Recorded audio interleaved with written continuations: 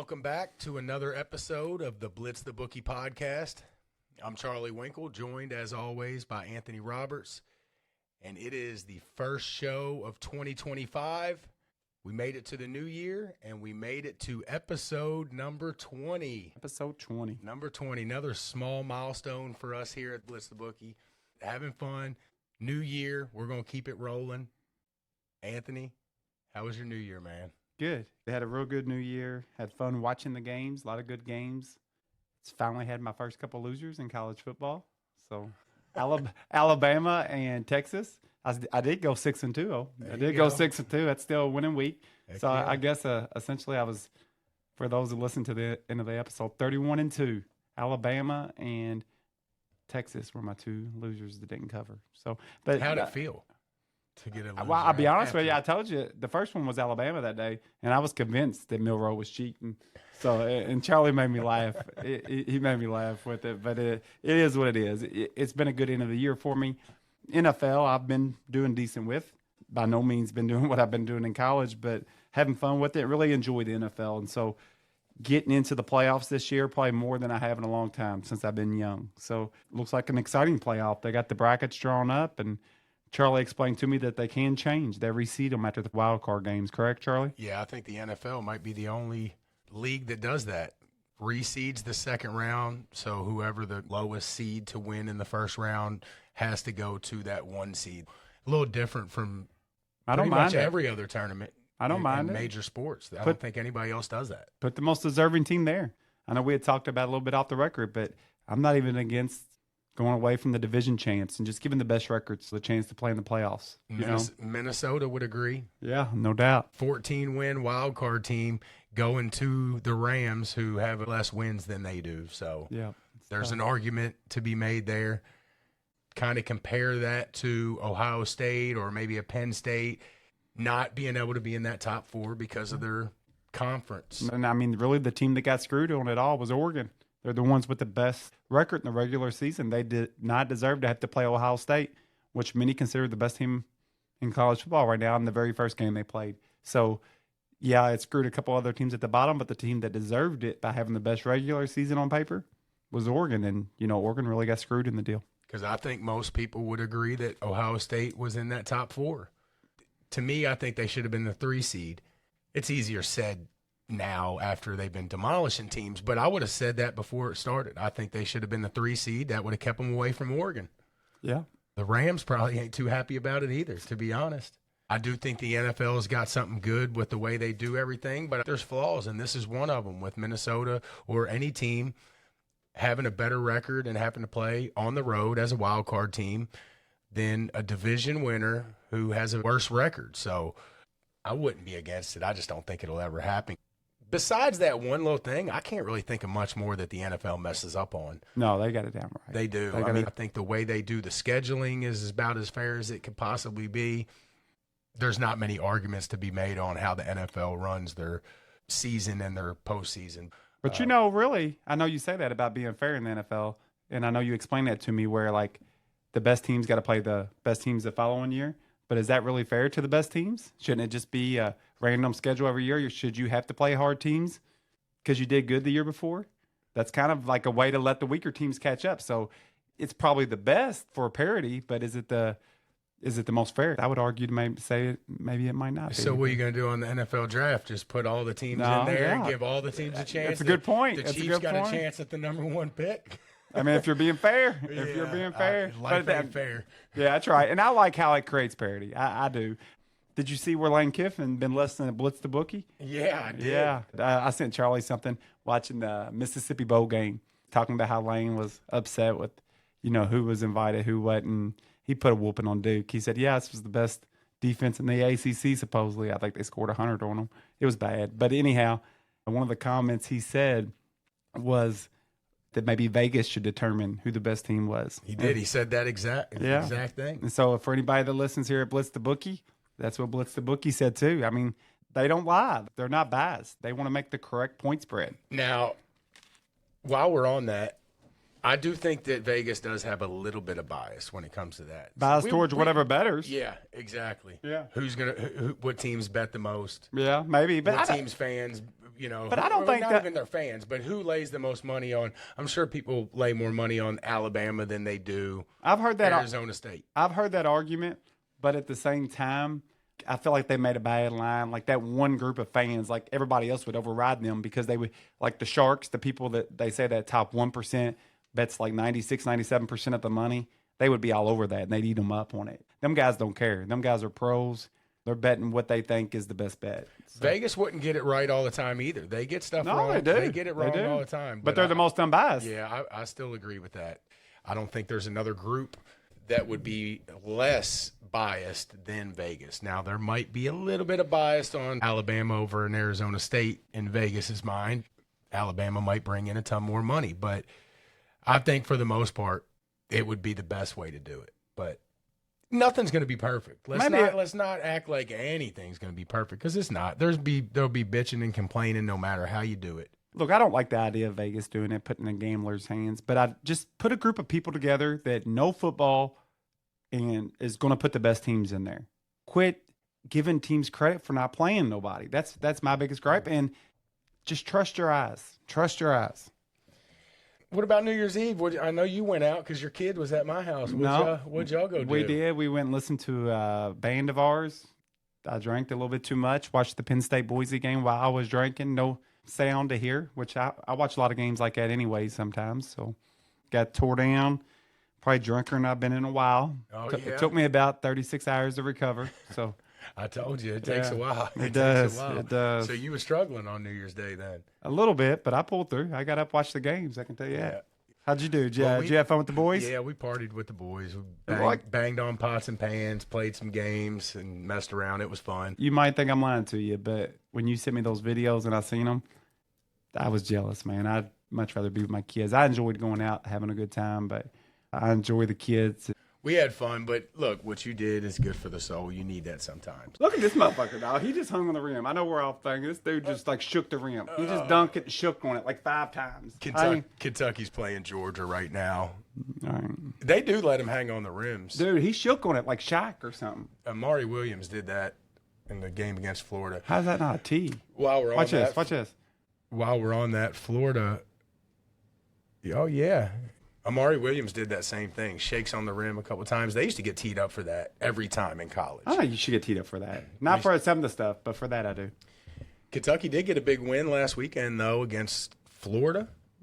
Big win for them. Florida looked really good, I thought. Defensively, there wasn't a ton of great defense in the game. It was 106-100. But Florida looked really good, and we're going to find out here in just a little bit because Florida plays Tennessee. They are at home, but we're going to find out a lot about both of those teams. But I was impressed with Florida, really was. Their offense is no joke. Offensive basketball. Looks like both teams have a really good offense. Yeah, this SEC play is starting now, and it is going to be wild because it's still looking like all these teams are 13 teams is really good. They're saying maybe 13 teams that be in the tournament. We're playing Georgia right now at Georgia. It looks like it's 11-8. Georgia's up. I'm not making any predictions on this game because last time I did when we were on, it went haywire on me. So I'm not making any predictions. What's the point spread on this game, Charlie? I think Kentucky's minus like 1.5 or 2. Georgia's, I can't see that. I think they only got 2 losses. We're going to start finding out what these teams really are about. We've talked about it the last couple episodes, just mentioned it. SEC's got a lot of really good teams. But as they start getting into league play and start beating each other up, I think we'll learn a lot more.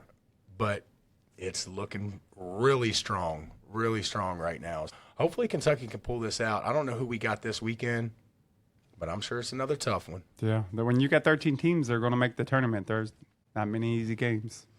Clark Kellogg, he passed since last time we had a show. Clark Kellogg. Yeah. That's going to suck when the NCAA tournament starts because I can almost just hear his voice right now. I can too.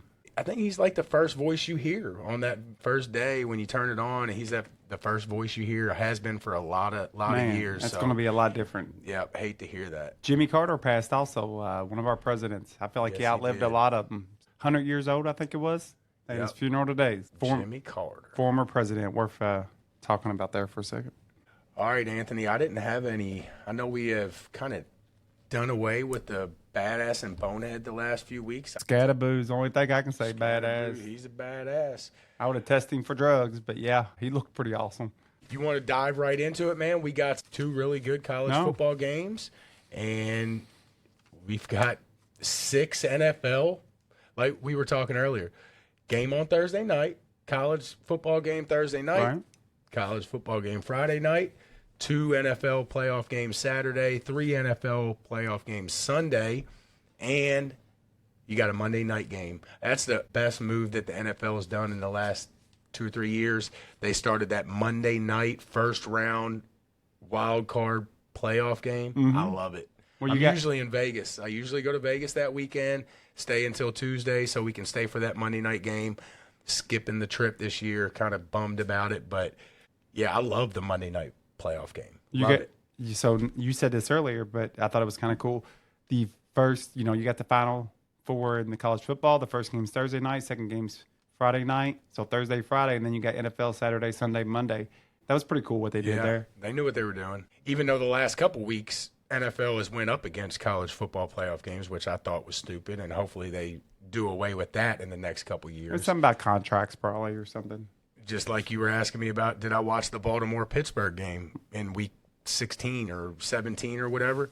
No, I didn't, because it was at the same time as one of the college football playoff games. Notre Dame, Indiana? They played that first game that Friday night, didn't they?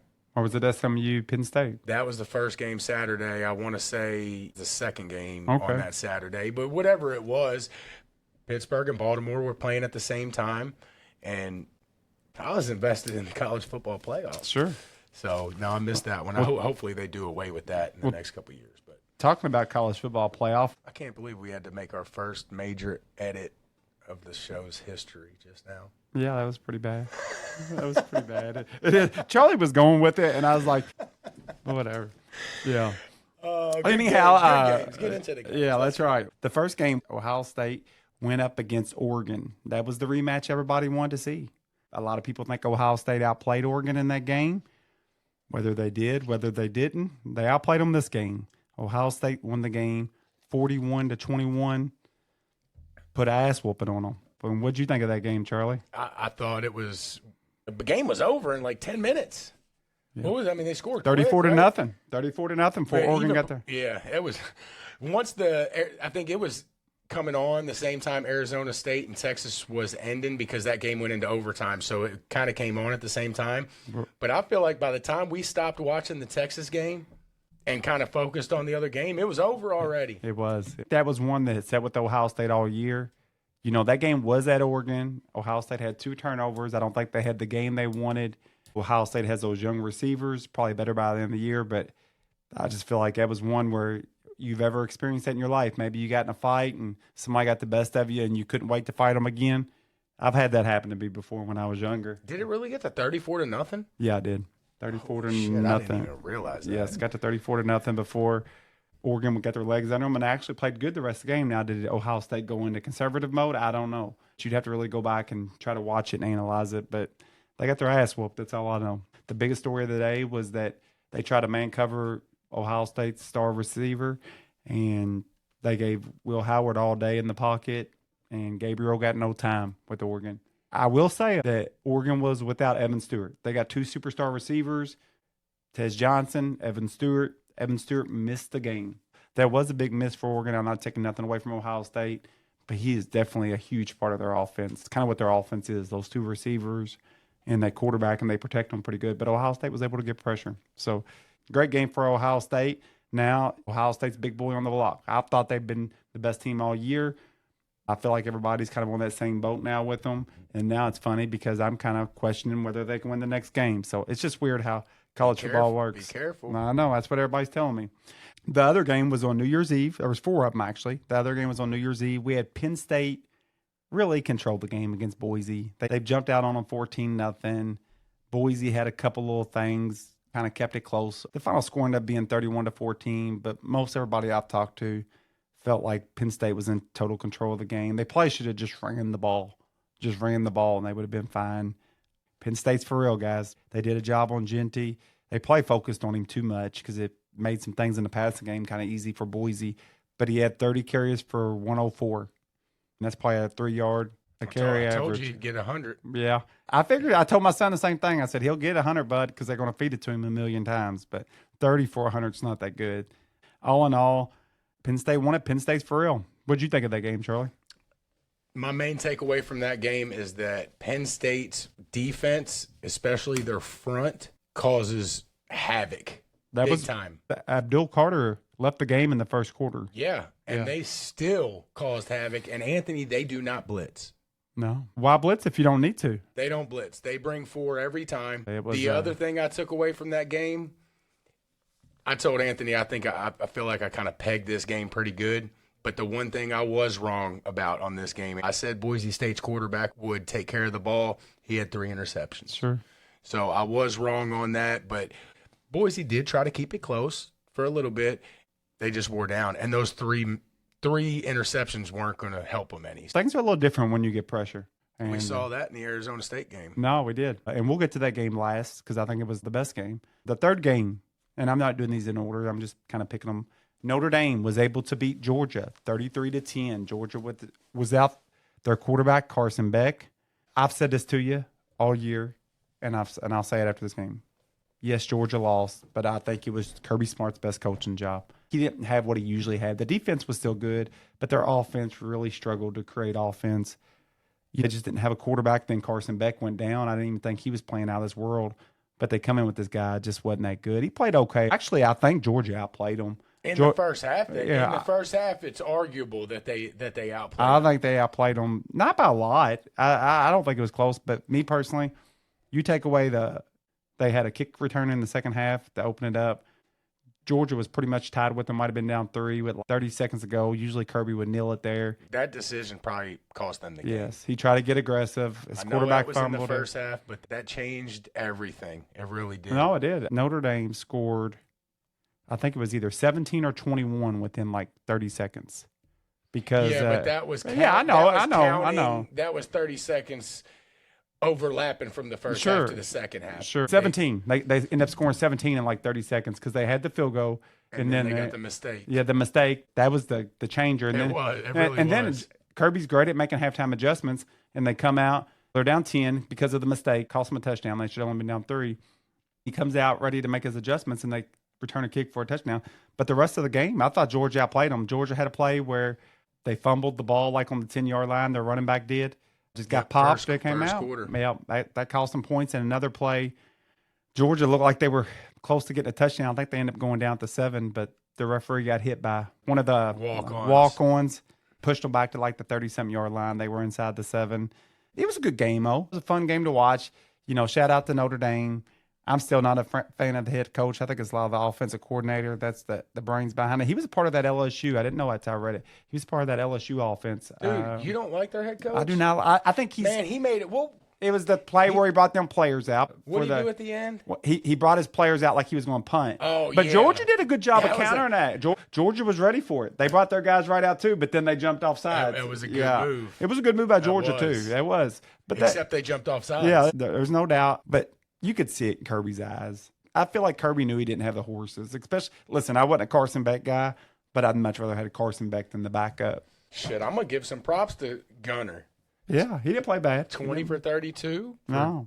234 yards, 1 touchdown, no interceptions. I actually thought first start. I actually thought they outplayed him. Not by a lot, just by a little bit. It was a good game. Props to Stockton. He's going to be all right. Yeah, he's going to be all right. Look, he made his first start ever in a big-time playoff game against a top 3 defense in the country. Yep.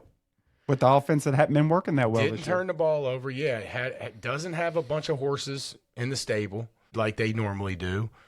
I give the kid props. He fumbled that one. He did. They had a lot of mistakes. Not a lot, but very costly mistakes, the ones they had. So Notre Dame marches on. They'll be facing Penn State.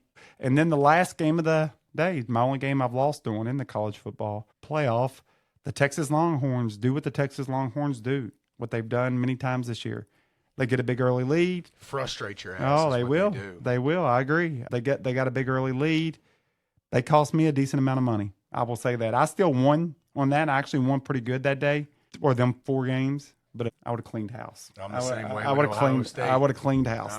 Or Oregon. I was the same way Man. with Oregon. Anyhow, we both went 3-1, right? I had Oregon. You had Texas. Mm-hmm. That was Texas didn't give up a touchdown until 6 minutes to go in the fourth quarter, but then they gave up 2, and they both got the 2-point conversions. I felt like they should have been up by 20-something at halftime. They dominated the first half, just was only up by 14 at halftime.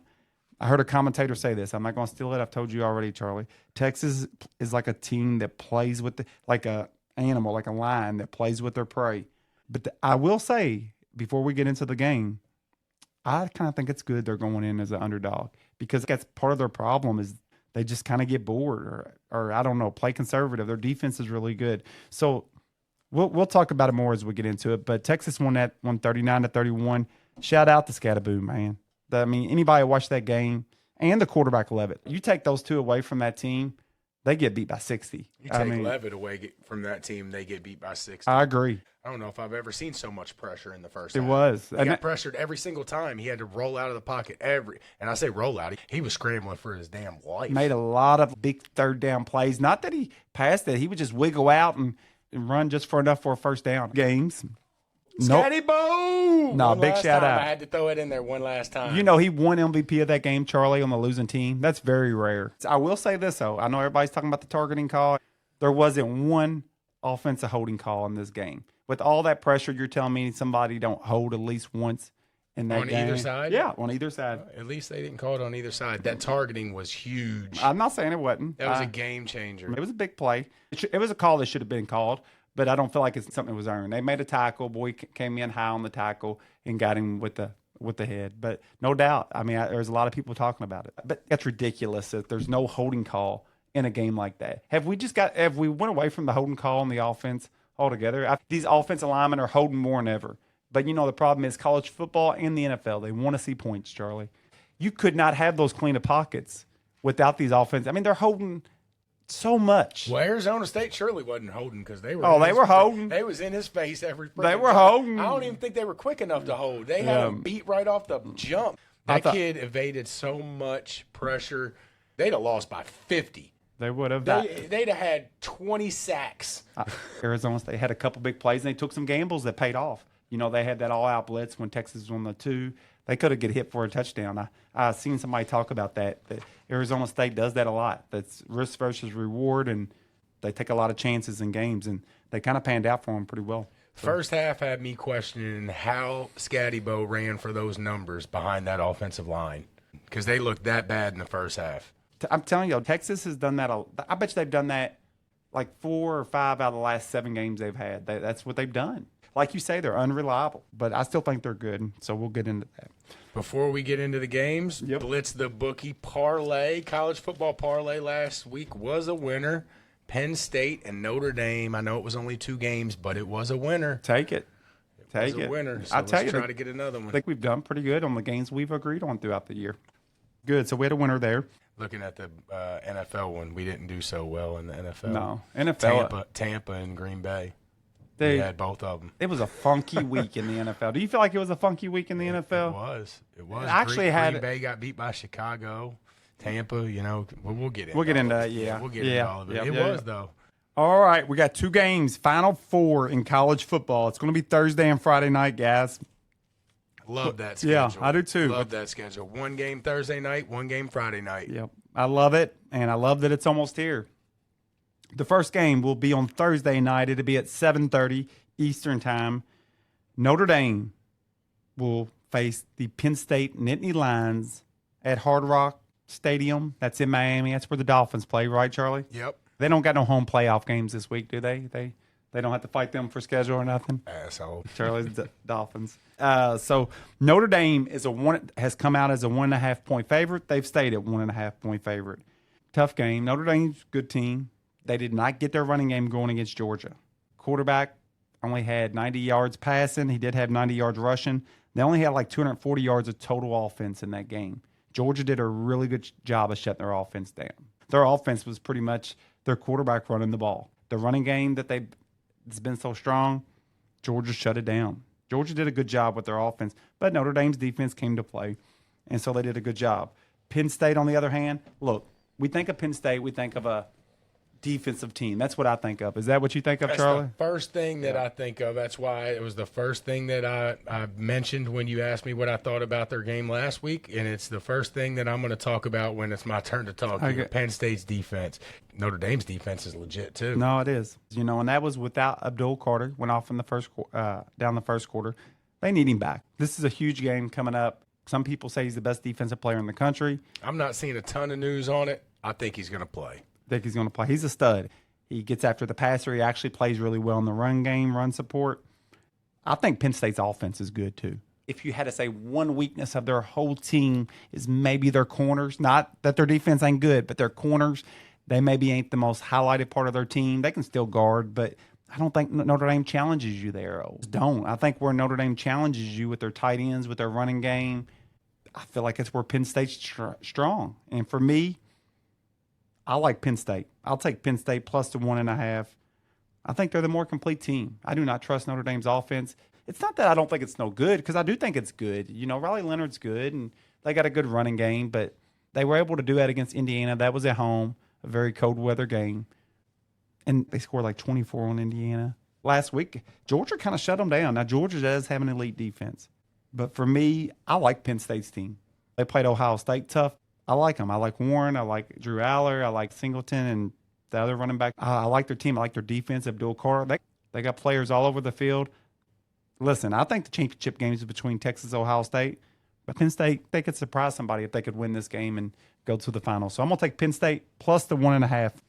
Right to Penn State's defense, they're top 10 in almost every major category. Third versus the run, which is going to help them here because that's what Notre Dame does. Now, when we're talking run games, I'll probably give Notre Dame a slight edge because Penn State's got 2 rushers that have rushed for 1,000 yards. So as good as Notre Dame has run the ball, Penn State runs the hell out of the ball too. I'll give the running game edge slightly to Notre Dame because of the quarterback. He's a runner. He is. He's a running That's a good argument you made there, because I was going to say I kind of favor Penn State's like true running game, but when you add in Riley Leonard, I could see that angle. Yeah. I mean, slightly. Yeah. Now, we'll go back to the defenses.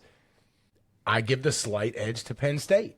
Both defenses are really good. Top 10 in almost every category for Penn State. Now, Notre Dame points per game allowed is actually better than Penn State's.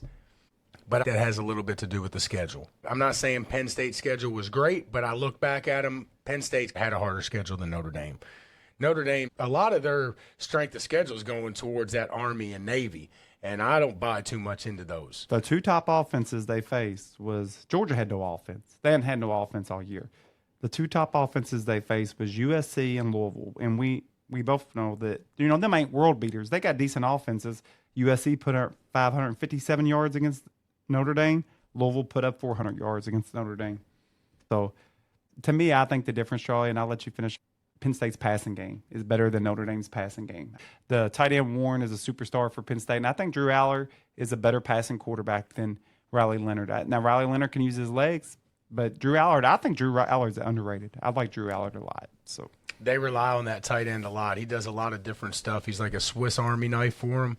I do think that's where these 2 teams kind of are lacking, is not a bunch of crazy athletic wide receivers. I agree with that. I think these 2 teams are really, really similar. Strong defenses, strong in the trenches, running teams, but I think that the difference is the passing game for Penn State. They got a pretty good passing game. I don't know how they got it done. Does not. I agree with that. I'm watching that Notre Dame game against Georgia and texting a couple buddies, and the consensus was, this kid's just a runner.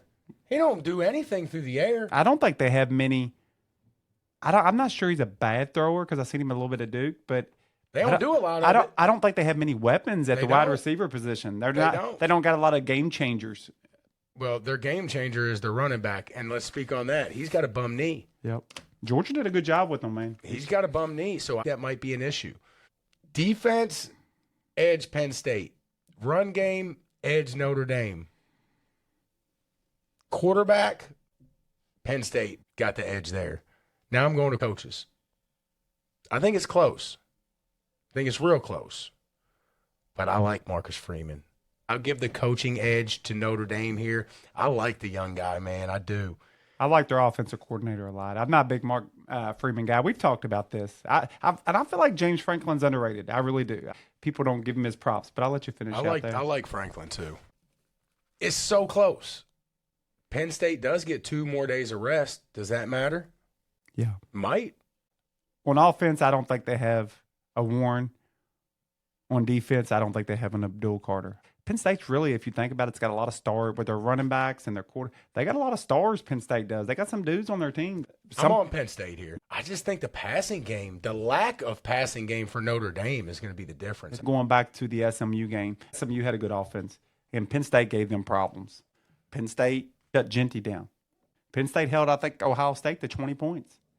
Penn State's got a good little defense. Their offense is good. Penn State could win this thing. I'm almost talking myself into they could win this thing. They got a legit shot to win it. There's only 4 teams left. They got a shot. Good shot. I like them in this game a lot. I do, too. Yeah. I like them, actually, a lot. I don't see how Notre Dame's going to be able to move the ball a lot on them. I might be wrong. And if the spread is 1.5, I'll just take money line. I might take the 1.5. I'd probably take money line. If it got to like 2 or 2.5, I might buy it up to 3.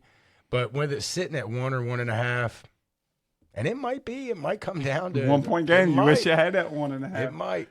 I'd hate to lose that way, Charlie. But I like Penn State to win. So what do I need the 1.5 for? All right, we both on Penn State. Yep. Nittany Lions. That's Thursday night, 7:30, guys. Don't miss it. It's going to be a good one. The second college football game of the week. So this is the game I've studied more than any other game all year. Bottom line. I know a lot about both these teams. Beginning of the year, I told everybody I thought Ohio State was the best team. And as the year went on, especially after they played Michigan, I said Texas is right there with them. And that's been my 2 teams all year. I got a whole handful of future bets to prove it. I was showing Charlie all my future. Everything's wrapped around Texas, Ohio State. I think they're the best 2 teams. They both won. Ohio State was a very convincing win. Texas squeaked one out. I feel like the whole country right now is on Ohio State. Ohio State opened at 5. I know they moved all the way up to 6.5, 7, but they are back down to 5.5. So some money recently has went on Texas. Look, the old better of me, I would have quickly, a younger Anthony, a younger better, I would have felt like the general public and been like, man, Ohio State's going to roll them. They're hot right now. They had the best roster in the country. Now they're really starting to show it. But I do feel like I've matured as a gambler, and I try to look at all angles. And as I study this game, Charlie, there's some things that just pop out at me. Good as Arizona State's offense had been, and they'd been red hot going into it, they got their first touchdown with 6 minutes to go in the fourth quarter. I've watched Texas a lot. I know that's how they play. They get out on these leads, and they kind of go to bed. That's what they do. I mean, there's no excuses. But every time they need to get points late in the game, they get them. They did it against Arizona State. They did it against Clemson when Clemson made a little bit of a threat at them at the end there. When they can need to get points, they get them, and then they get them early. Is Sarkisian saving plays? Does he get conservative because their defense is so good?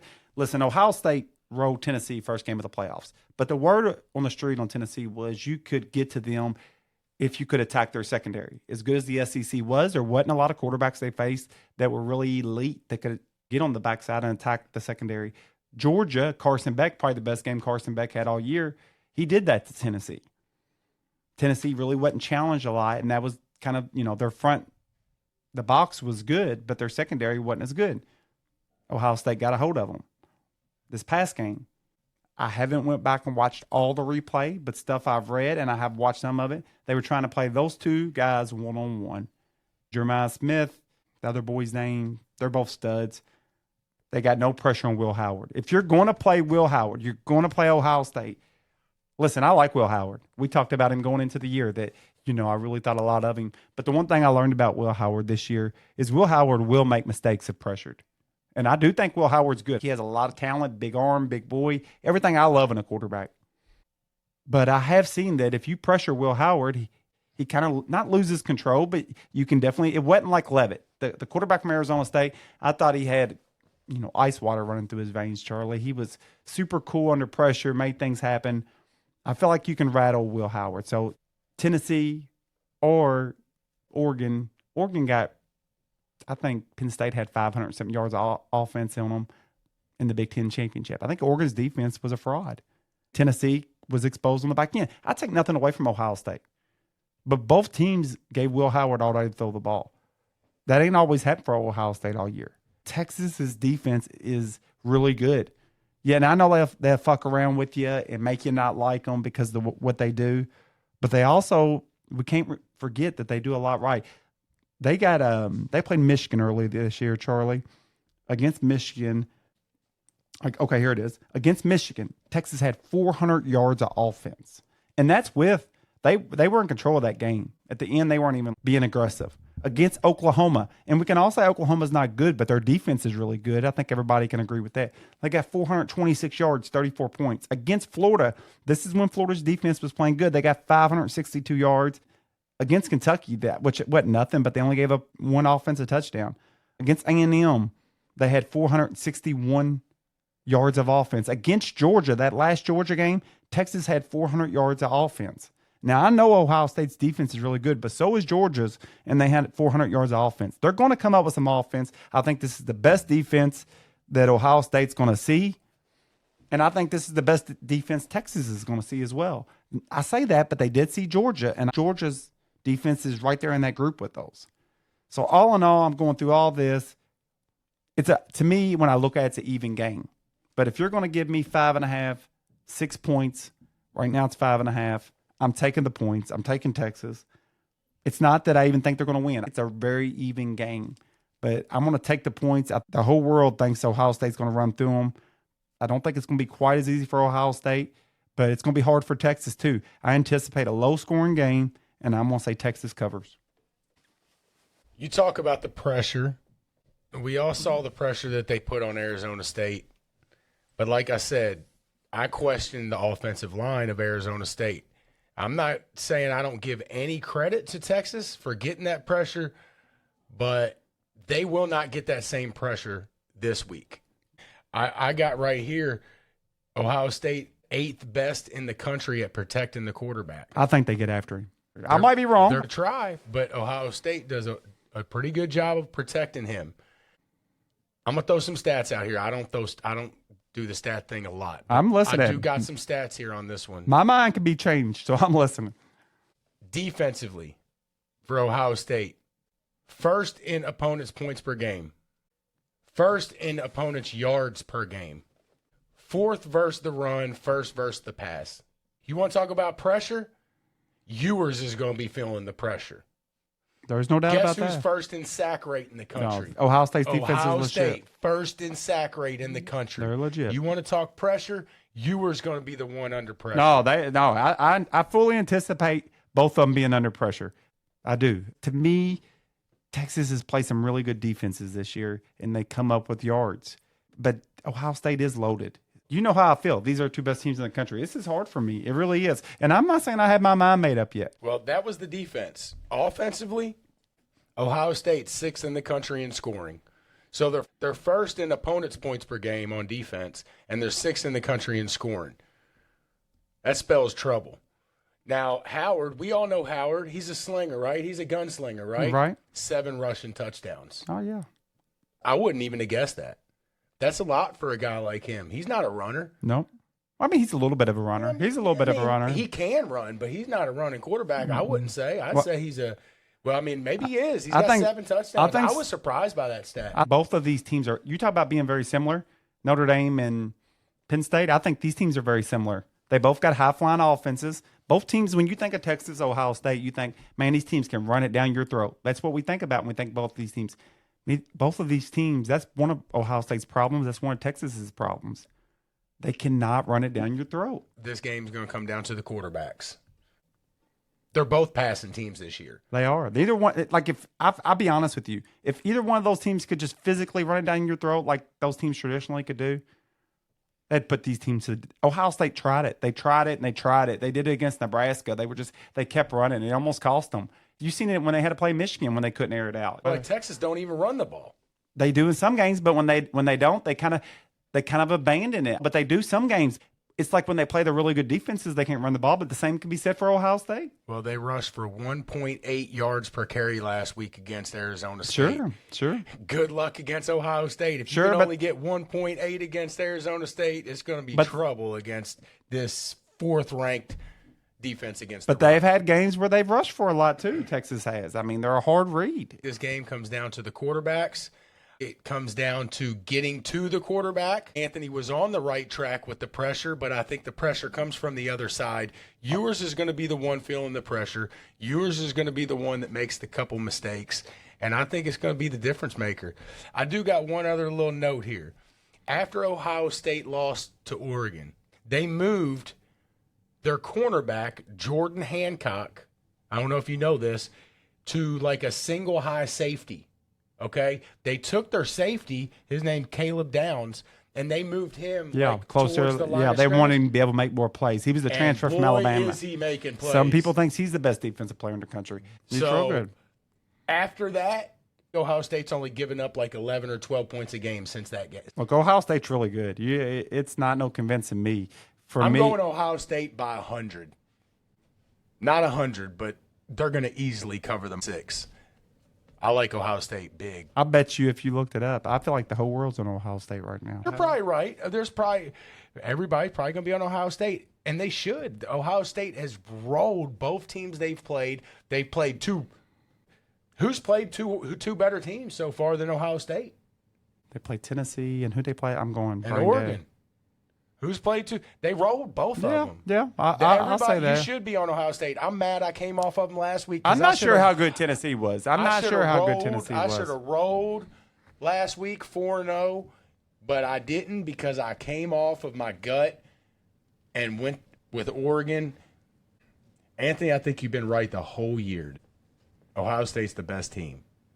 I can't believe you're coming off of them. I'm not coming off of them. I'm just, I've been Ohio State, Texas. Not only have you been all over Ohio State, but I watched the second half of the Texas game with you, and you literally cussed Sarkisian out the whole second half. I did. Cussed him out the whole time. But, dude, it's like when you go back and dig, you get in the play-by-plays, they got them into so many third downs that they got lucky to get out of. They were getting pressure, okay?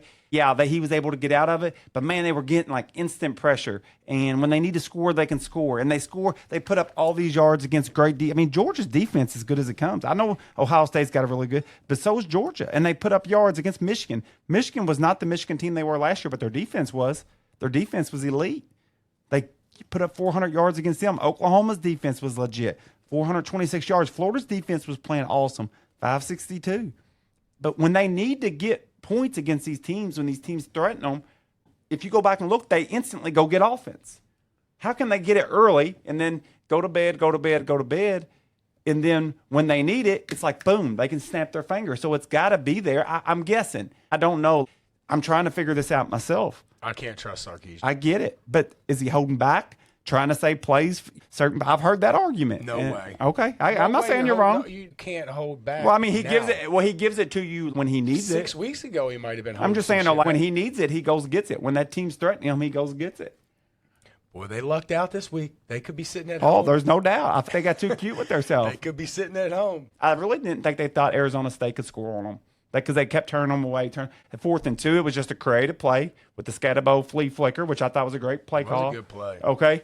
They got them a touchdown, and then they thought, well, they couldn't get 2, and then somehow Scatterbo gets out there and gets like a 70-yard pass with the face mask. That was pretty much how they scored twice. They got both 2-point conversions. That's really all they got.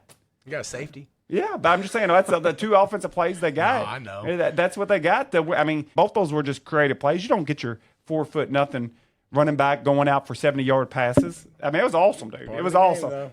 Much respect to Scatterbo. I like seeing him tested for steroids, but might be right on. Dude, that. he was juiced all day, but I loved it. It was. They awesome. say he's been like that dude. Since like high school, though. It was like I seen a clip that like the next day because he's been on steroids since high school. I saw a clip where he ran the ball in high school and literally broke like 13 tackles. He must have broke a tackle by every player on the defense and then like a couple of them twice. I seen him go heads up with the guy like a ram and their heads collide. He goes up, throws up, screams at everybody, comes out there. I mean, then does what he does, puts his team on his back, catches a 70-yard pass. How tall is he? Like 4'11"? Gets his face mask, gets his helmet ripped off at the perfect timing so he can just stand up and mean mug everybody. Dude, that's probably one of the greatest performances I've seen. How tall is he? 4'11"? He's not very big. He's not very tall. He's strong. He got some legs on it. He's definitely strong. Ain't no doubt That about that. It was fun to watch. I have to show you that video, man. It was pretty. It was. I know a lot of people have like impressive high school videos and stuff, but man, I don't know if I've ever seen somebody break so many damn tackles in one play. Scatterboo. You think he'll do anything in the NFL? I told you I like Genty in the NFL. I don't know about Scatterboo. Well, I'm not about Genty NFL, but I'm gonna say this. I didn't know much about Scatterboo. I just figured he's like every other player like on those kind of teams. They just don't play much, and I'm still not even sold on him because if you look at it, he's just got a handful of big plays. I'm with you. You said this earlier when I was talking to you. I think you're right. Levitt probably was more the key of getting him out of a lot of trouble. Scatterboo had a few big plays that really just grabbed he you. had a good game, but I don't think he's going to get that 70-yard pass every time. I just don't think. And then the flea flicker pass, it really wasn't even that good a pass. I know nobody's talking about that, but he threw it short. But it's just I felt like he willed them back. You know, he didn't let them quit. And that they kept telling Texas all week they were going to win with heart. You know, you got Jake the Snake Plummer over there. Yeah, they bought into that shit. They had Hines Ward was over there. Wasn't that Arizona State? Yes, they bought it. Hines Ward and Jake Plummer. And that was pretty cool. The Stars almost lined up. Texas was the better team, but the Stars almost lined up for them. And sure did. That targeting, man, I surprised their head coach didn't blow a head gasket when that happened. No, I'm with you. I like Arizona State. I'd like to see if any of them are all them guys come. Like is Scattybo and Levitt coming back next year? I heard Scatterboo said whoever drafted him is going to get a hard work, and he's gone. So he's going. He's pros? gone. Yeah, man, it'd be awesome to see them play one more year. If Levitt ain't gone pro, Arizona State better pay him or somebody else to pay him. Dude, if they didn't have that kid Levitt, he was their savior. They would have got. If they just had like a in the pocket throwing quarterback, Texas would have had 20 sacks. They wouldn't have had a chance. They would have broke the record, the NCAA record for sacks. I'd give probably in the first half. That's part of why I kind of still am with Texas because I think they did a lot right, and Arizona State was just able to escape some of it. Taking Texas plus the points. I am. As of right now, Charlie, I think it's a very even matchup. And you see my future bets. I'm kind of covered on both. I'm probably a little bit more covered on Texas, but I'm probably not even going to bet the game because I got so many future bets. I didn't even realize how many future bets I had. I showed you the list. It's stupid how many future bets I got. But everything revolves around Texas, Ohio State. I got a few little Penn State things in there. The worst case scenario for me would be if Notre Dame won. I do have it covered for a little bit, but not much. And then the NFL, I got Kansas City and the Rams. And I'm covered. I'm not covered, but I win a little bit if the Bills win. So. All right, well, no college football parlay this week since we only got 2 games and we're only on Penn State, but over under you like over under go about 10 units on Penn State. Oh, we're going to jinx them, Charlie. We're jinxing them. I love Penn State. I haven't looked at any of the over unders as of right now. I like the under in the Texas Ohio State game, but I did really like it. But then I kind of got off from it. What's the number? I forget. I don't even look at the numbers. When I've done really well with the over and unders. I don't even look at them. I get the flow of the game in my head. And whatever the number is, I know that sounds stupid, but I've done well that way with them. Well, whatever number you come up with in your head, and then you look at, But I don't even think of it that way. I just think of the flow of the game, how I imagine the game going. Like I always look at the play-by-plays, and then I think, is it going to be a low-scoring game or high-scoring game? And then I just whatever the number is, it is, and I just go with it. I kid you not. I don't even try to analyze. Well, that's 38.5, and it's just for me. I try to visualize I don't bet a lot of over-unders, but when I have here lately, I've done well with them. If I feel like it's going to be a low-scoring game, I go under. If I feel like it's a high-scoring game, then I go over. I'm usually more of an under better, but I would say I bet some overs. I bet 3 overs in the NFL last week, won all 3 of them. Dude, I'm pretty good at over-unders too, and I'm a very traditional, old-school better. I don't move lines much, just straight bets or parlays, don't bet props, but I've been messing with these over-unders, and I'm pretty good at them, dude. And I attested to that. I go through the play-by-plays a lot, and I feel like I get a flow for the game and kind of what the teams want to do, and maybe that's helped me. I don't know, but I've done a pretty good job of them. We'll see what we got here in the NFL, and if we only got a couple, maybe we'll throw Penn State in a little parlay with a couple NFL teams. Sounds good. All right, so with that, we'll go ahead and hit the NFL. Dun-dun-dun. That's Sports Center. You do that every time it's NFL. It's Sports Center. Well, who was that on Monday Night Football? That was Hank Williams. Oh, my rowdy friends are coming over tonight. They took Hank off. Yeah, they replaced him with no, that was Sunday. That was my childhood. Hearing Hank Williams come on for Monday Night Football, dude, that was. Did you remember that, Charlie? Yep. Absolutely. Now they do that on Sunday night. It's like Miranda Lambert or some shit, dude, Shania Twain or something. Who is it? It's some Carrie Underwood. That's who it is. It's Carrie Underwood, isn't it? I think she sings it on Sunday night. I get this vision in my head of sitting at my grandma's. My grandparents, they were bookies. Sitting at my grandma's, done got all the bets in. And my grandmother had this old electric heater, and I loved the thing. It was half dangerous. They probably wouldn't even have it in today's world.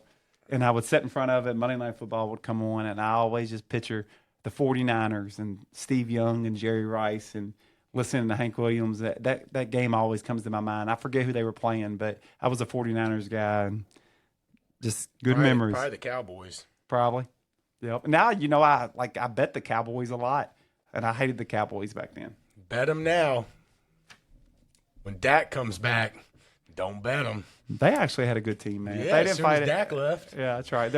Their defense was good, and they might have a big year next year, the Cowboys. All right, little recap last week. NFL Saturday, Baltimore started off by destroying Cleveland 35-10, which took Pittsburgh's chances of winning the division out. Of course, Pittsburgh played next. Cincinnati won that game 19-17, did what they needed to do. That was the next step. Pittsburgh was done for the division, but Cincinnati still had to win that game to have a chance and needed some help on Sunday. Sunday comes, it was crazy. The 1 o'clock games were nuts. Carolina and Atlanta go into overtime, 44-38.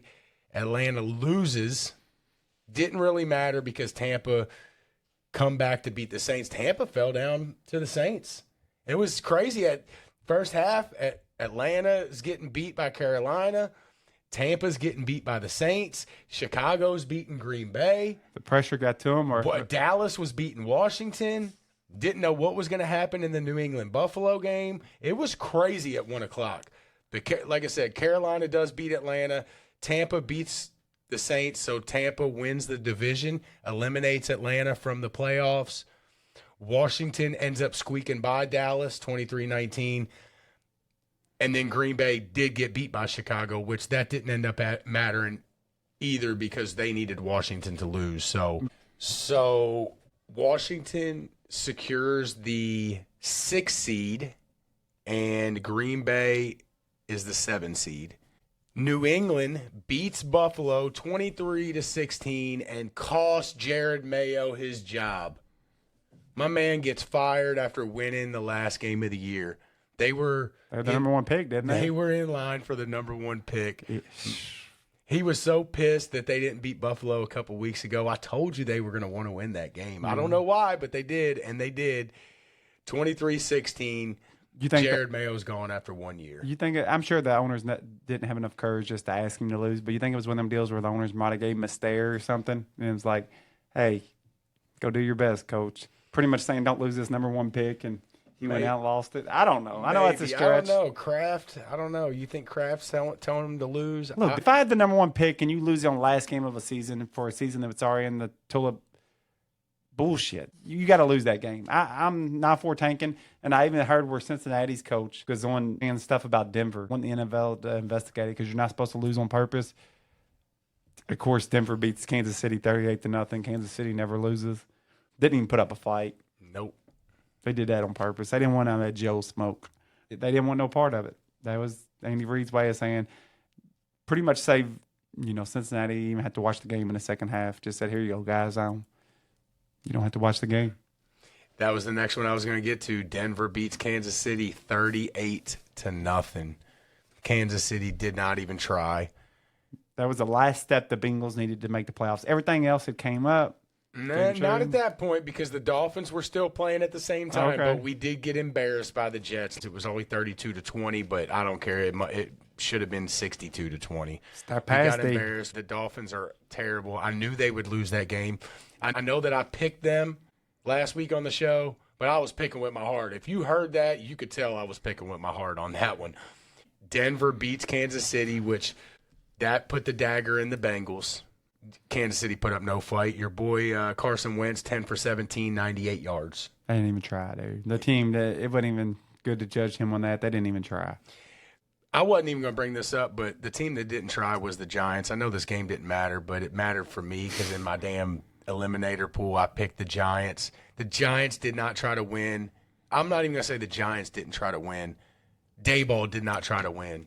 His substitution patterns were iffy, and his play calling was absolutely terrible. Drew Lock had 30 passing yards in the first half. They didn't even try to throw the ball more than 3 yards down the field. You think he got in trouble for losing the number 1 pick the week before? I don't know, maybe. Hurt my feelings. I didn't even think his job was on the line. But during the game, they're saying, oh, this might be his last, this might be his last. If that was the case, then just go win the game. But actually, I think I heard today that they're keeping him. Probably part of the deal. The Giants fans are not happy, but I think they said the GM and the coach are both staying. Yeah. So they're definitely not going to be happy about that. Who's the guy where the video's been going through the internet with the Saquon thing? Is that the GM? Oh, that was the GM for Giants? the Giants. Yeah. It's a bad look, but at the same time, I'm not saying I agree with him.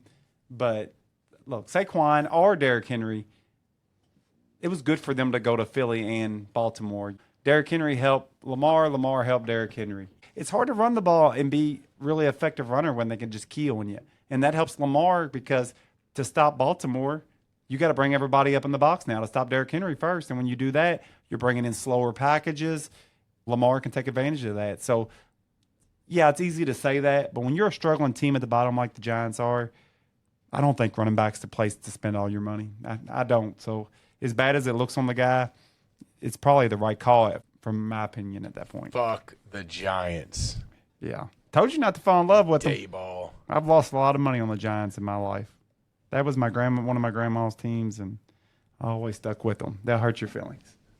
Last game of the regular season, Detroit manhandles Minnesota to win the division, get the 1 seed, get the bye, get the home field advantage all the way through the playoffs. Huge win for a beat-up Detroit team. I'm sitting here looking. I picked Detroit on the show last week. I turned around and bet on Minnesota. Cost me. But like I told you, Anthony, I'm glad it happened because now I don't have to try to buy into them next week in the playoffs. The final score was bad, but Darnold was 18 for 41. He was missing wide open guys. There was it was pretty close for a lot of the game. But I didn't watch it like you, so I don't know. So I know it was close until the fourth quarter, and that's kind of the wheels came off there. They got their ass kicked. When you watched it, did you feel like Detroit controlled the game? They did. Okay. They did. Darnold looked so bad. Had to be his worst game of the year. Yeah. He was 18 for 41, didn't throw a touchdown. He's bad. Missed a lot of throws. He probably missed 5 or 6 throws, and then he probably missed a couple receivers that were wide open that he didn't even throw to. There was one that was blatant down inside the 10-yard line. Guy runs a slant. Darnold's looking right at him. He's wide open. He looks off, ends up scrambling and incomplete pass, and that was 4th down inside the 10-yard line. Wow. Darnold played bad. Not to change the subject, but a score just flashed across, Charlie, is what I pointed at there. Tennessee is down to Florida by 25 points in the first half, I think it is, or beginning of the second half. Goodness, it's 43-18. You asked me if I thought Florida was legit. I told you I thought they, especially offensively, looked really good against Kentucky. Yeah. They are blowing the doors off of Tennessee right now. Tennessee, they're still ranked. Are they? They're still up there? Yeah, there might be. They're in the top 3 or 4, I think. Yeah. And it looks like SEC's going to be tough sledding. What were we doing? I know we were down by about 12 at halftime, and we're down 11 now. Life in the SEC is going to be tough this year. This has got to be the lowest points we've scored so far. A little bit harder when they're playing Hawk and D. Oh, That's goaltending. yeah. Oh, that's like, damn. All right, Yeah. so that was the recap. Now we are on to the playoffs. I love it. I should be in Vegas. Instead, I'm going to be in Baltimore. You think the guy in Baltimore is still looking for the stragglers? He's probably looking for Big Bubba. Is he locked up? Yeah, Okay. I guess. Yeah. Red said he was locked up through the holidays. He's looking for the stragglers. Yeah. Now the big boys is looking for his ass. Probably done got him. All right, so we have 2 games on Saturday. We're going to start off with the first game. We'll be at 4:30.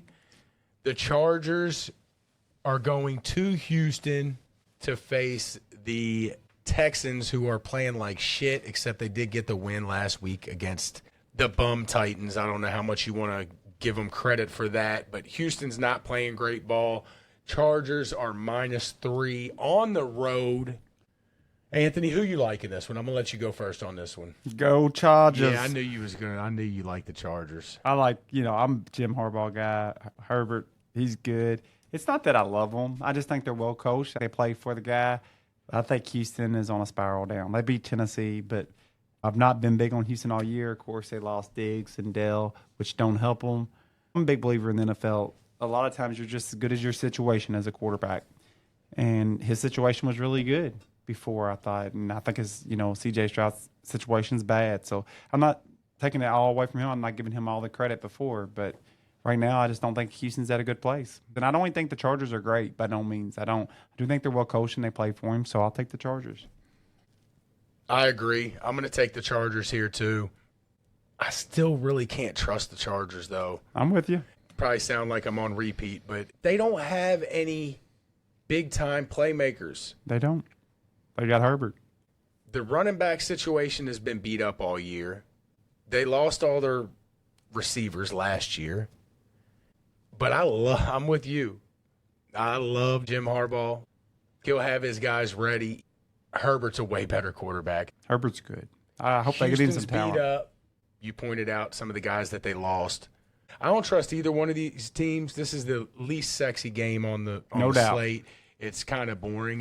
I love the NFL, but this game right here, I'm going to watch it. But not very intriguing matchup here. Give me the coach and the quarterback.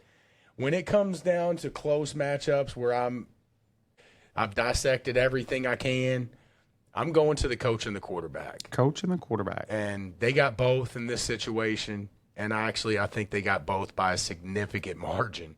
Jim Harbaugh might be the best coach in football, period. He might. Might be the best coach ever, period. You go to the 49ers, you go to the Super Bowl. Andy Reid might want to fight him. I'm not saying you're wrong, but I'm just saying pure football coach. You go to the 49ers, you go to the Super Bowl, you go to Michigan, a down program at the time, bring them back to national glory, almost win 2 in a row, ends up winning 1, goes to the Chargers, a bottom feeder. Don't forget Stanford. Yeah, Stanford. I forgot all about them. Yeah, had all the success at Stanford.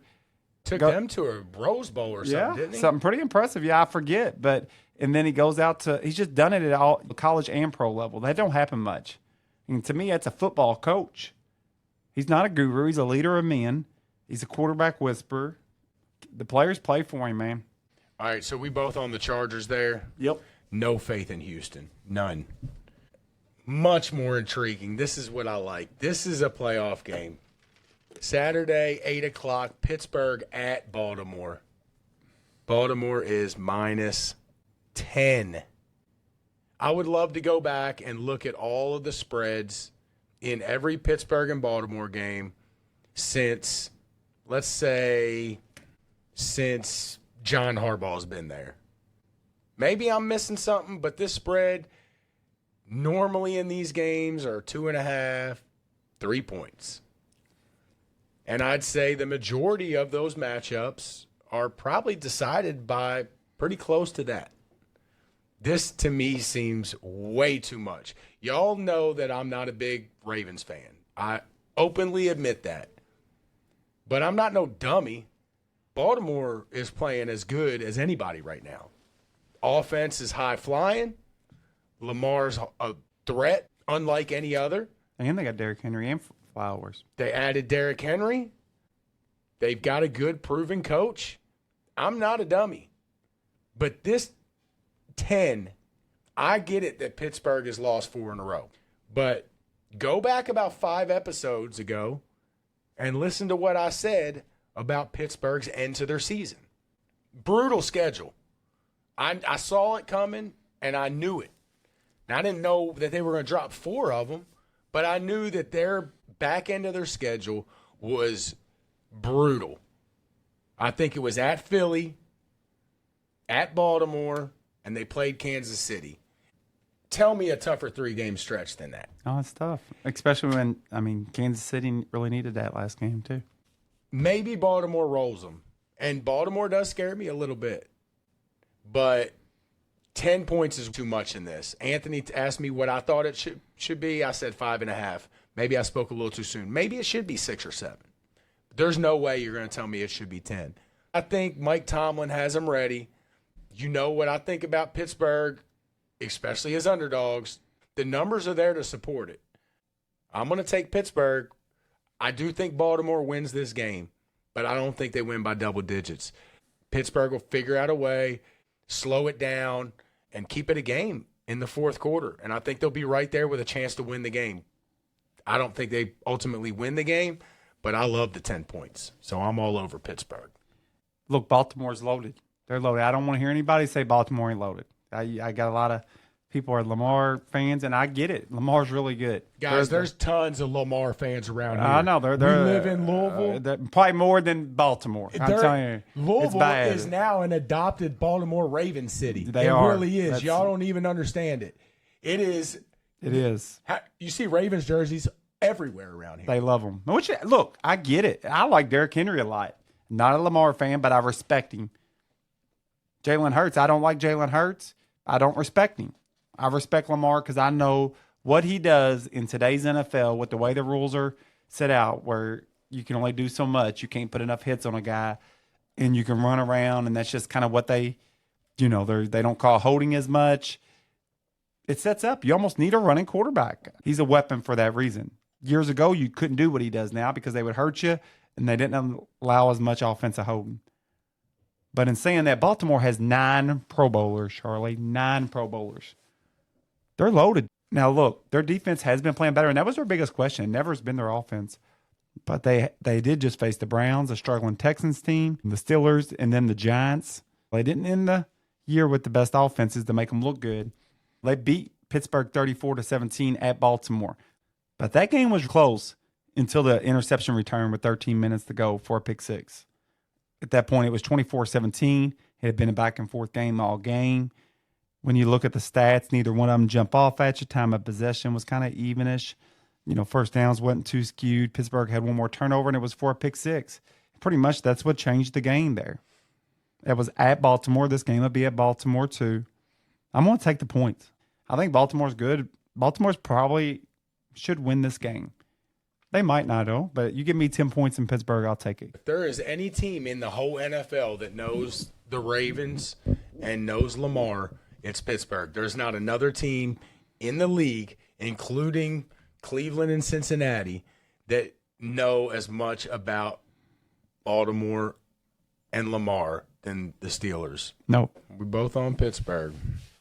Next game, this will be the first game on Sunday at 1 o'clock. Denver at Buffalo. Buffalo is -9. Baltimore's -10 at home against Pittsburgh, and Buffalo's only -9 against Denver. See, I think that's even Denver's pretty decent. They are, but I get what you're saying. Pittsburgh's pretty decent too. You know what the NFL, with all them favorites winning the NFL setup, we're not going to keep letting these favorites win. We're going to raise the lines. I'm going to be real straightforward here. I love Buffalo. They're good. I actually should not have said that.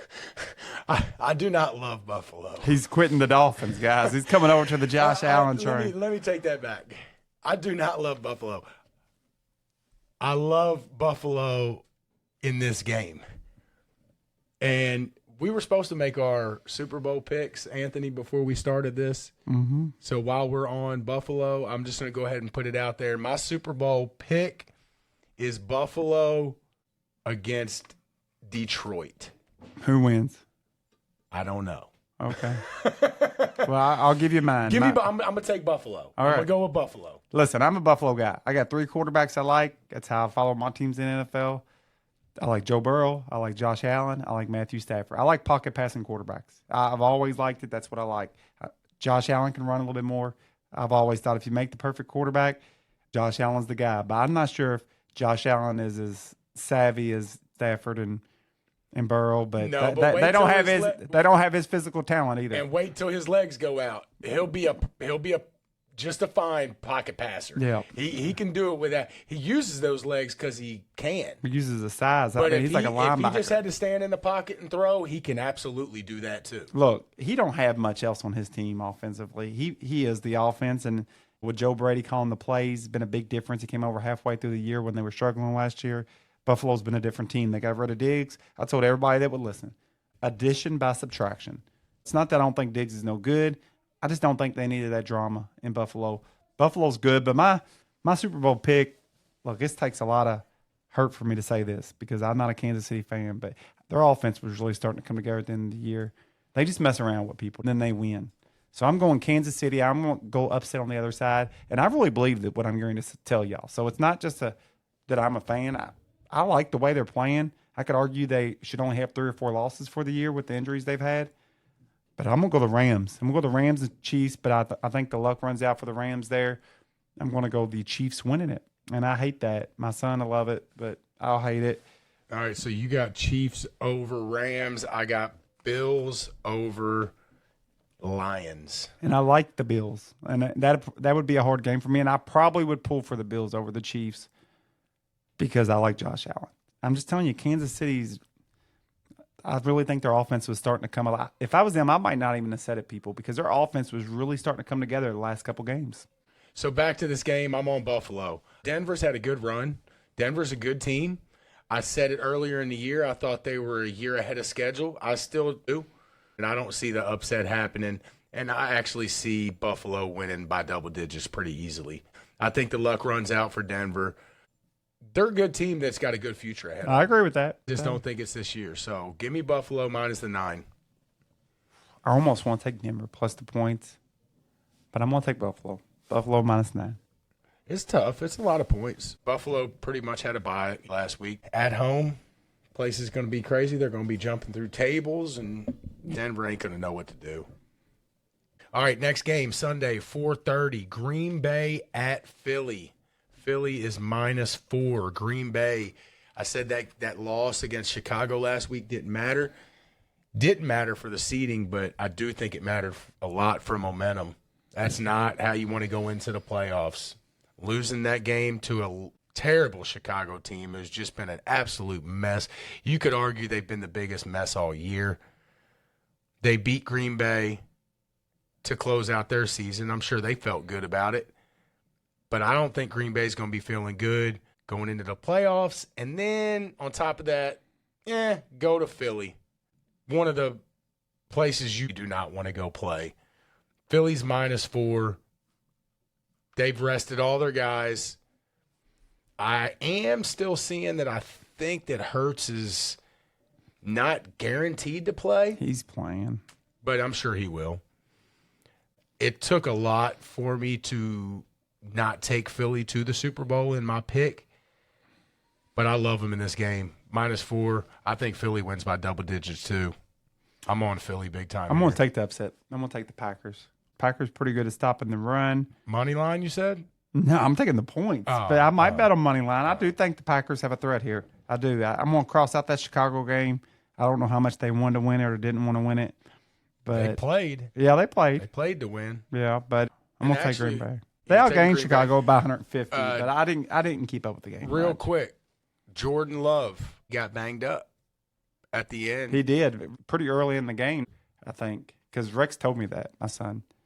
Now, Chicago, I'm not taking nothing away from them, but as I'm sitting here looking at the little ways, I just quick snapshots. They scored 24. One of them was a punt return for a touchdown. The other one was a touchdown off a fumble. They only needed 20 yards to get it. So that's 14 of the 24 right there. And Christian Watson got hurt too. Both of them got hurt. Jordan Love's elbow injury, not major. Yeah. Says Jordan Love should be good to go. Less optimism for Christian Watson. So That's good. That's a big deal. I'd say Love's probably going to play. It sounds like Watson might be questionable to doubtful. So That's a big loss for Green Bay. it is. Yeah, I'm on Philly here. All right, so we're going to split that one. Yep. Next game, Sunday night, 8 o'clock. I think this is going to be a really good game. Washington at Tampa Bay. Tampa is -3. You know I've been on Tampa all year. I like Baker. I've been telling you they were a good team all year. You didn't want to believe. I kind of got you believing later in the year. Yeah, they got me last week. Yeah, they got me. They got me too. This is a tough one for me. You know, I think it was Drew that told me there was some bad weather supposed to be for that game. I don't know if they end up having bad weather or not. For what game? Tampa Saints game. So I don't know if they got hit by bad weather or not. But that was in Tampa. It would have just been rain. Yeah. Still, it matters. I'm not sure. I didn't really see any. I was keeping up on the score, but I didn't watch any of that game. I actually like this Washington team. They're another team that I said was a year or two away. They're playing good. Daniels, he's one of my favorite young quarterbacks. But, man, if you talk about a lucky team, Anthony, they got to be one of the most luckiest teams in the NFL. I agree. I don't know how they come up with their whole luck factor and all that, but Washington's got to be up top. I've been saying that Daniels has got 3 or 4 or 5 comebacks in the fourth quarter. They got comebacks on the last play, like 5 of them. And that kick versus Atlanta, I don't know if you've seen it. I've seen it like on one of the little videos. The Atlanta player thought he had won it. He was running up. Did you see him? Like after they kicked it, it was on the lineman or something. It was on that play. He started running towards the goalpost, holding his arms up, like celebrating, and it fell short, and he had to turn around. Oh, my goodness. I thought it was good. Washington's defense is not good enough. I think Tampa's going to expose them. Baker's going to be pumped and ready to be in the playoffs. They got the home game. I like Tampa here. Washington, I enjoy watching them play. They're fun. They're a fun team to watch, but I think their luck runs out. I mean, how many games can you win at the end with the lucky stuff they got going on? I think Tampa will be ready. Give me the Bucks. Give me Baker. They'd be playing at Raymond James Stadium, ain't that where they got the pirate ship right down there in Tampa? Yep. I remember my Cats played in I think that was the Outback Bowl. Or is that the Outback Bowl they have at there? I think it is. Played Penn State, I feel like they played. No, that was... What's the one they played with? I'm talking about Tim Couch. The one with Tim Couch years ago. Yeah, it might have been. The Penn State game a couple years ago, I went to that one. That one was in Orlando. I'm going old school. But anyhow, look, I'm gonna keep buying Tampa. I kind of got on them, and they disappointed me last week. I don't know what that was all about. But anyhow, I'm going to stay with them. I'm not sold on Washington. I don't know what Washington is. I feel like I like Tampa a little bit. I don't really love none of these games this week. I'm excited about watching them, but I think they're tough games to gamble, but I'm going to go Tampa. Speaking of Tampa, did you see Mike Evans? Is he out? No, hell no, he's not out. So they got him the $2 million catch or $3 million or whatever. Yes. And not only it was this play where they were going to kneel and they threw like a little slant pass. Good for them. And he made $3 million in incentives with that catch. And even the cooler part about it, he tied or broke Jerry Rice's, tied Jerry Rice's all-time record with 11 consecutive seasons of 1,000 yards. Let me ask you a question. I know the coach ain't. Coach is for the players, but does ownership get a little pissed at there? They got enough money, huh? Yeah, they got so much money. I wouldn't think that would piss them off. You don't think they ever? You don't think they'll ever get the little thing in the mic, get him out of the game? Or Maybe. You think it's ever happened? I think it might have halfway happened in the Giants game. Malik Neighbors, actually, he might have ended up getting it. But, man, the way they were subbing him in and out, taking him out of possessions for no reason, he was up for some incentives too. He ended up getting it. He actually broke the all-time receptions for a rookie, I think. He definitely broke the record for the Giants, but he passed Brock Bowers, who had the record for most receptions in a season for a rookie. He passed him. Now, I don't know what Bowers did. Bowers played at 4 o'clock, and I'm sure he probably passed him to get the record back. Neighbors was looking for some incentives too, but I'm telling you, Dayball was taking him in and out. So I don't know what that was about, but at least Tampa went and did the right thing, man. They said it was – I didn't see it, but I swear they said it was on a play they were going to kneel. Well, let me ask you a question. Here's the $1 million question for all the New York fans we got out there. If you have one franchise, you could have one franchise tomorrow. Somebody was gifting it to you.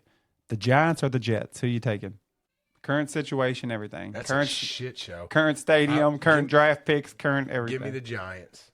Okay. I don't want nothing to do with the Jets. Nothing. The Jets got hot sauce or Sauce Gardner. Giants have been to a couple Super Bowls in my lifetime. Won a couple Super Bowls in my lifetime. They were even good when we were younger with Phil Simms and them. Yeah. The Jets ain't never been good ever. Ever, ever, ever. And they just got the top 5 quarterback ever in the history of the NFL, and he sucked too. I would take the Jets. But I think the Jets were actually playing decent at the end. But I love Sauce Gardner. That's why I take him for that one play. You just want Sauce? Well, just you get the Giants and make some trades. Yeah, they ain't trading Sauce. For Drew Lock, they would. That's next Josh Allen, isn't it? Last game, Monday night. I'll be flying back from Baltimore right in the middle of this game. Buy the internet. Can't you buy internet on flights? Yeah, I'll buy internet and I'll put on my I'll have it. I'll have it on. We'll figure it out. It's 2025, right? Minnesota at the Rams. Minnesota is -1. 14-win wild card team is the favorite. -1. I know who you like. You need to Matthew Stafford, Puka Nacua, Cooper Kupp, Kyron Williams. I like the Rams too. Rams are good. I'm so glad. This is the one good thing that came of me losing a couple dollars last week on Minnesota. That I don't have to buy into them again in the playoffs. Frauds. Minnesota drops. 14-win wild card team drops in the first round. Rams take them out. I want the Rams to make a run. I really feel like they were close to making a run last year. They lost to Detroit on last play of the game. They played Detroit first game of the season when Detroit was fully healthy at Detroit and went to overtime. They had a few injuries, and they got hot again this year. I really think the Rams are good. So you taking them? I know you are, Yep. right? All right, so let's see. We are on the Chargers. We're on Pittsburgh, on Buffalo, Tampa, and the Rams. The only one we disagreed on was Green Bay and Philly. Chargers, Pittsburgh, Buffalo, Tampa, and the Rams. Let's do it. Let's do it. Let's do it. Five game parlay. You want to pick a couple and try to maybe hit We both like the Rams, another right? 2-gamer? We like the Rams. You like the Rams or no? You don't love them? My favorite 2 that we're on. Man, am I going to say the Chargers? Ugh. Yeah, let's go with the Rams. You want to do a little 2-gamer? I like Tampa. All right. I like Tampa. Yeah, I like Tampa as well. Well, let's do a little late night, Sunday night, Monday night parlay. Tampa and the Rams. And then the 5-gamer. Chargers, Pittsburgh, Buffalo, Tampa, and the Rams. And then bet about 10 units on Penn State. That'll get you a bunch of money to start. You'll be up 10 units going into Saturday, and then you can just load up on this 5-game and 2-game parlay.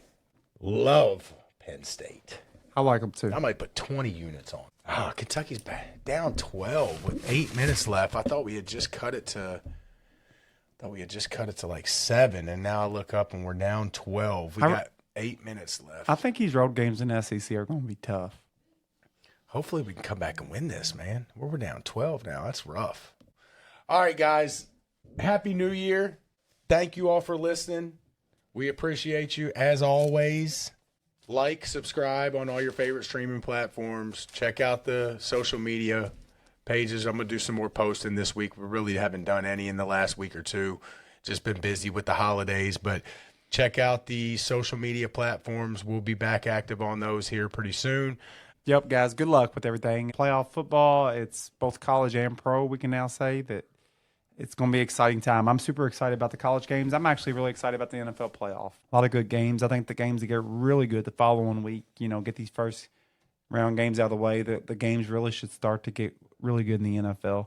So that'd be fun to watch. And whoever your favorite team is, if they're in the playoffs, if not, adopt a team. Go Rams. That's right. Let's go Rams. Let's we got go. some futures on the Rams. Let's hit it. Hit it. I would love it. I think they deserve it. So, all right, Blitz the Bookie, guys. We'll see y'all next week. See ya.